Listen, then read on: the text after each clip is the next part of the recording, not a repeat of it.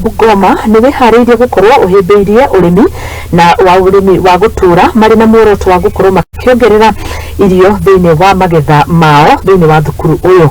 Maugite ati Makorirwo Makiamukira mathomo ma urimi uyu kuma kuri gikundi kimwe kiria gikoretwo gigibundithia mathukuru maingi ohoro wigie gukorwo makihimbiria urimi wa gutuura na nikio gikundi kia Rescope.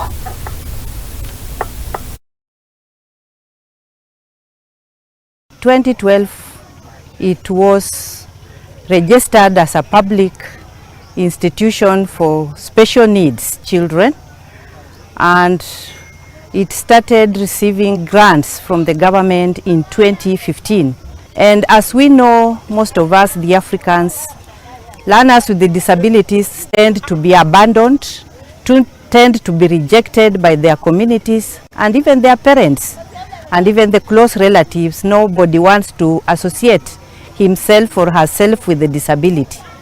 And therefore, mostly the parents are not responsible, or even the guardians are not responsible. And you will find most of these learners, when they are brought, the parents do not come. You will find a relative or a person who has identified them.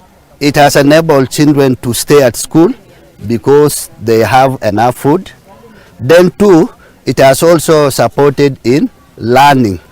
So when you look at our new curriculum, which is known as competency-based curriculum, the learning area for agriculture was introduced. So whatever we are doing here, it is incorporated in classes. Na faida ambayo tulikuja tukajifunza hapa na tukatengeneza hii mradi hapa, tulipebana tukapeleka manyumbani.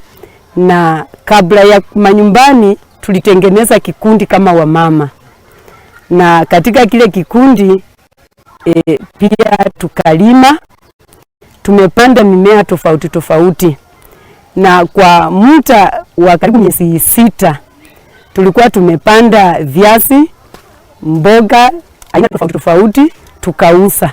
Rescope is a regional organization. In full, it means regional schools colleges permaculture program, and we are actually in 5 active African countries, Eastern and Southern Africa. So we are here in Kenya, in Uganda, Zambia, Malawi and Zimbabwe.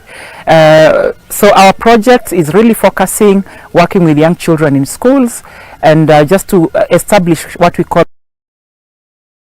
na munini wa County Commissioner wa Pokot ya Arutwo